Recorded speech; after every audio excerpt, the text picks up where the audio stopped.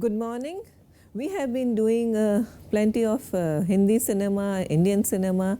I also took you along with me on a journey to Hindi films.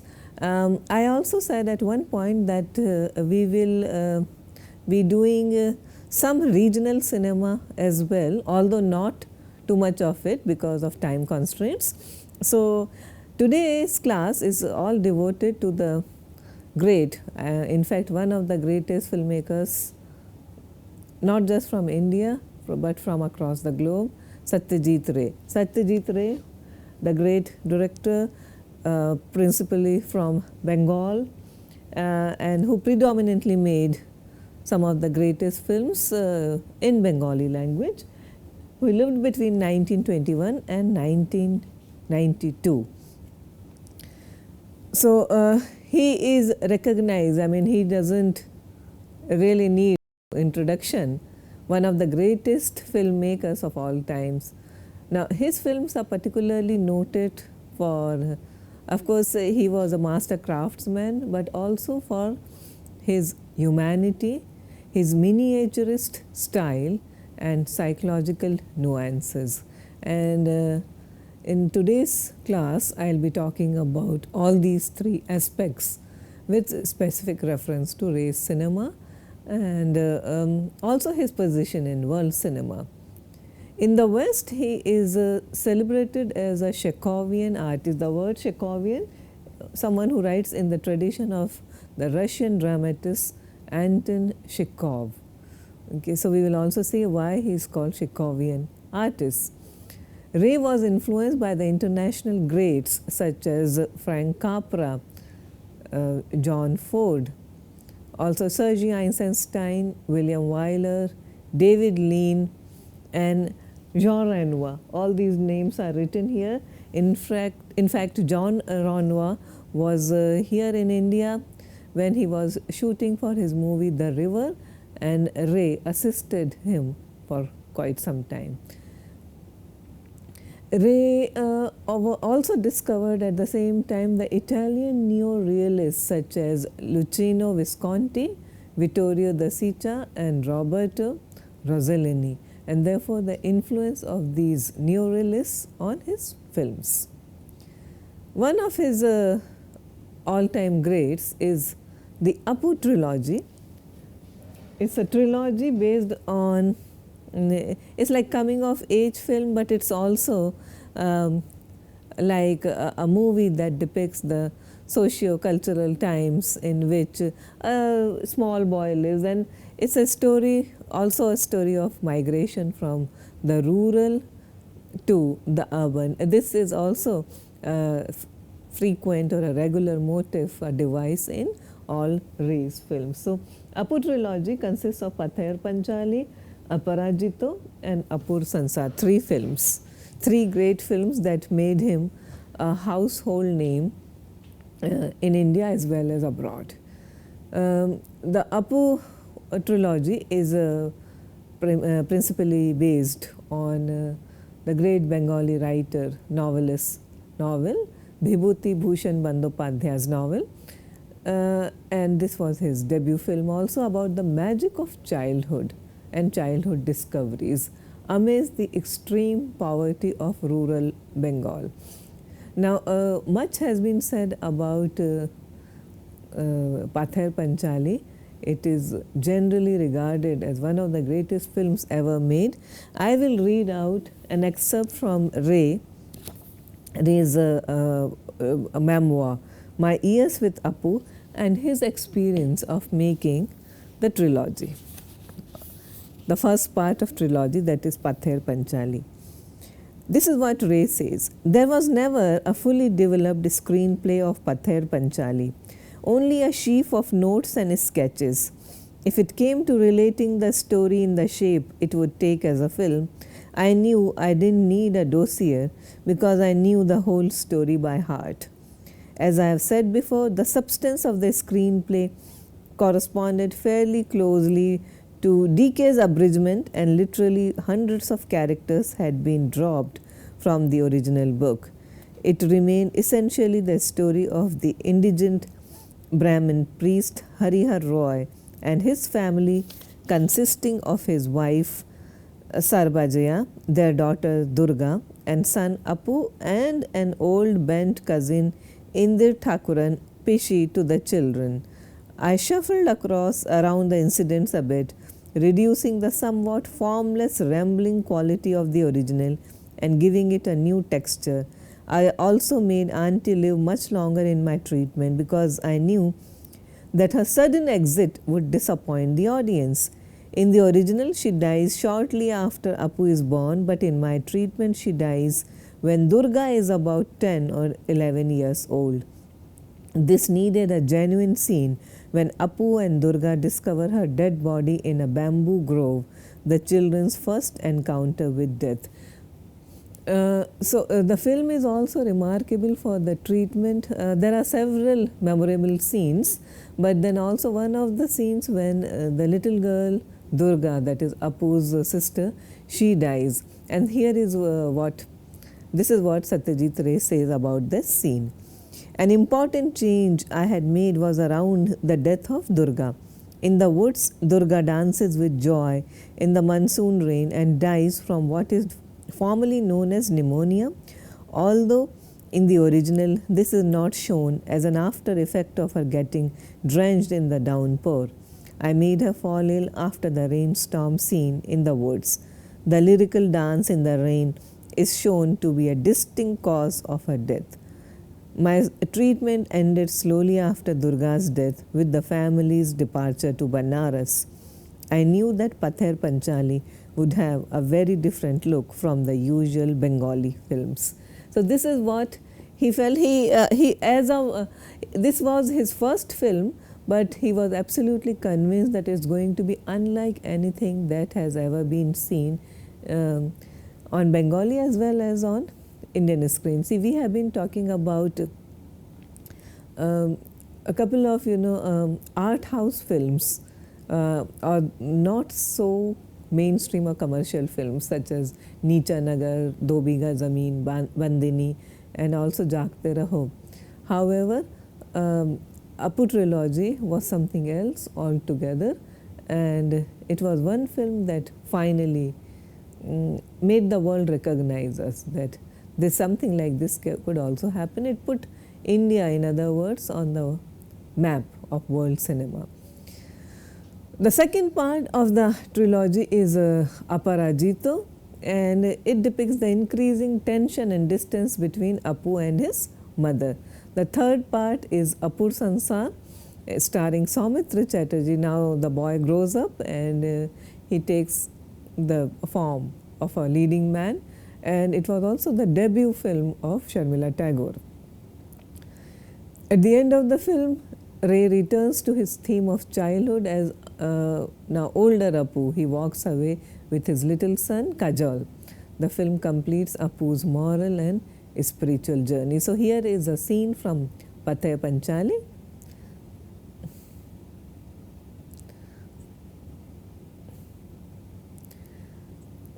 Ray's another monumental film is Jalsaghar. Jalsaghar, or the music room as it is called, is an elegy to the inevitability of change. Ray creates an unparalleled mood of melancholy. The story is of a widowed zamindar who lives in a mansion with memories of his past glory. It is Ray's reflection on a decadent class, where he shows how the protagonist's ruin is self-wrought and self-brought. Jalsaghar is in line with Visconti's La Terra Trema and Senso, and it goes beyond his preoccupation with neorealism. The film laments how the nouveau riche have taken over the old aristocracy. At the same time, he also admires the patrons of our music and dance. According to the famous critic Roger Ebert, despite the faded luxury surrounding Huzur, by Huzur we mean the protagonist Zamindar of Jalsaghar, the film is not ornate in any way. Perhaps as a reaction to the hundreds of overwrought Indian musical melodramas churned out annually, Ray made an austere character study also with music. His hero deserves the comparison with King Lear. Abbott goes on to say that because, like Lear, he arouses our sympathy even while indulging his vanity and stubbornly doing all of the wrong things. Like Lear, he thinks himself a man more sinned against than sinning.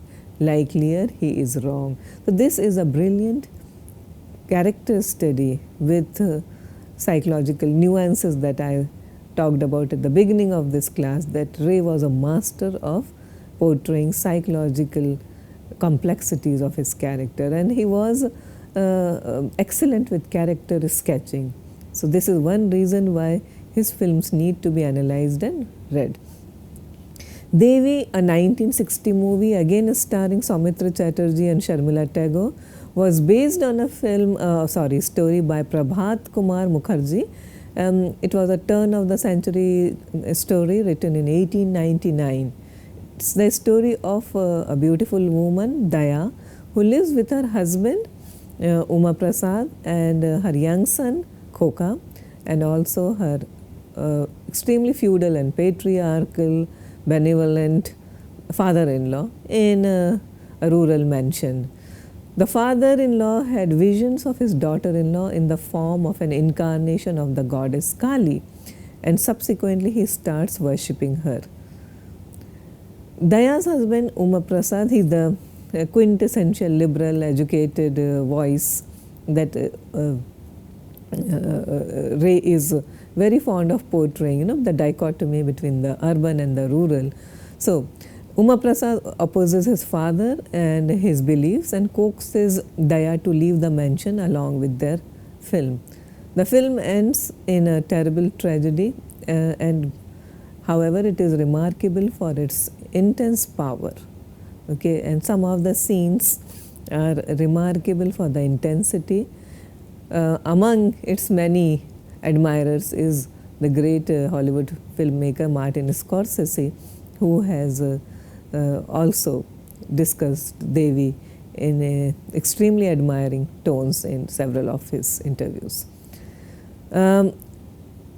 A landmark film of Ray is Charulata, which is a 1964 film. It is based on Rabindranath Tagore's short story Nasht Neer. This film is a tribute to Ray's meticulous skills in creating the ambience, which in this case is the 19th century Bengal. It is the tragedy of a sensitive, lonely and neglected wife who falls in love with her husband's cousin. The film is remarkable for Ray's use of mise-en-scène and also the unconscious process of falling in love. It's a forbidden love, and this too is portrayed with luminous intensity. Here is the famous opening scene from Charulata, starring Madhavi Mukherjee.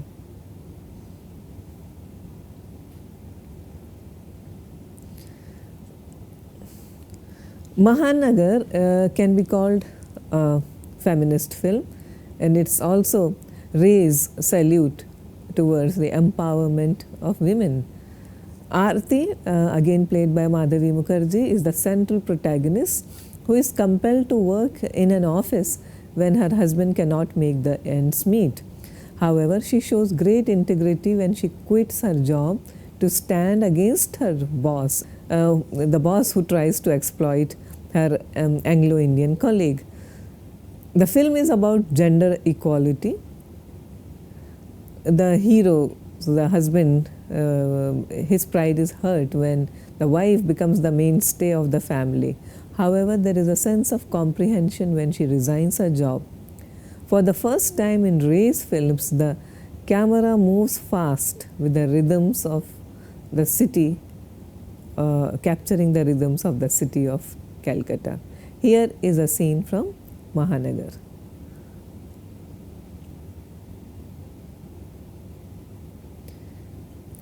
Nyak is a 1966 film which stars Uttam Kumar and Sharmila Tagore. The film portrays the psychological conflicts of a big-time star Arindam, as played by Uttam Kumar.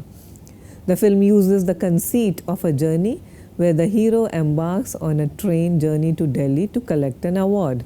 In the train, he meets a young journalist Aditi, played by Sharmila Tagore, who interviews him for a women's magazine. Also aboard, he meets several people who are either overwhelmed by his presence or show open disdain for the line of work he is in. Like Fellini's 8½, Ray uses the trope of dreams to explore the subconscious of the actor and the make-believe life he leads. As in 8½, Ray also uses the flashback devices and the narrative moves back and forth. The film can be seen as a reflection about acting as a profession and about cinema on the whole. Here is a clipping from Nyak, the dream sequence.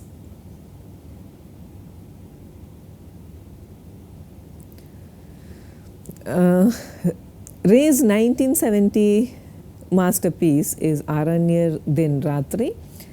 Literally, or if we translate it, it's called Days and Nights in the Forest.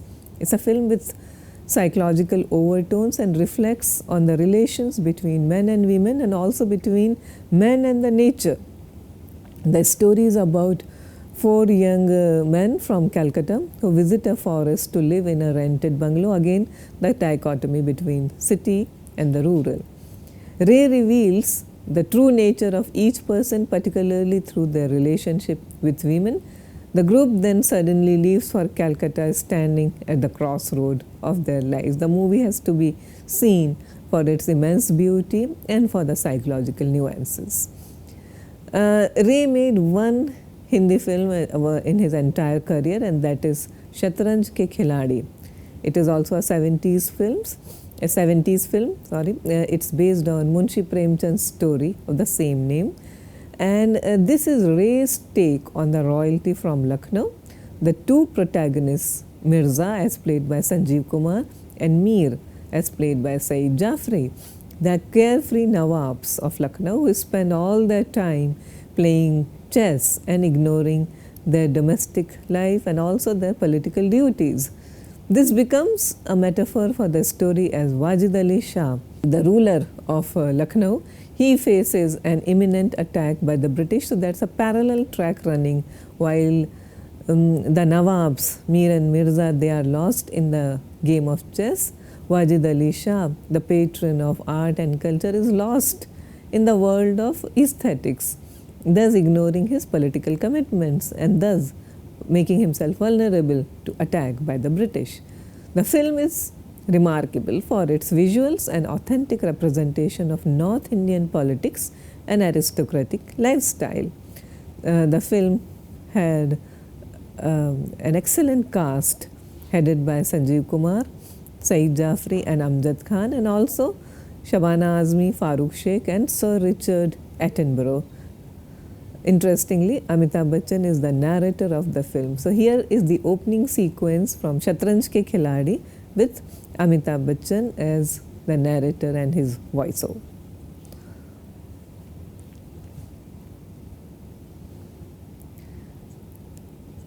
Garabai Ray is one of his most lauded films.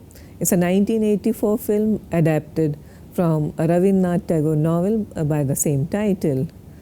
The novel is based on Tagore's own experiences as a Swadeshi leader. Central to the film is the changing character of Bimala, the protagonist.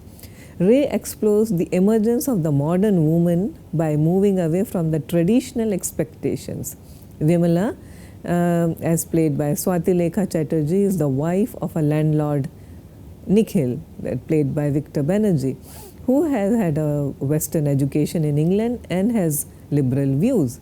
She is content to live in seclusion of her inner apartments, very grandly and almost claustrophobically decorated, and she has no desire to break the custom to explore the outside world. Therefore, Ghare and Baire, that home and the world. In her life arrives a young man who is on the surface he is a radical thinker, free thinker, her husband's friend. At his coaxing, at her husband's coaxing also, she begins to take lessons from an English governess and takes the symbolic walk down the corridor to the outside world for the first time. Now, this friend Sandeep, as played by Sumitra Chatterjee, he is a charismatic nationalist leader staying in the guest in the palace. The film, like Charulata, is about a woman's journey. The film is also about the process of how she starts depending on Sandeep, who at the end turns out to be quite different from what she expects him to be. So here is a clipping from Garabai Ray.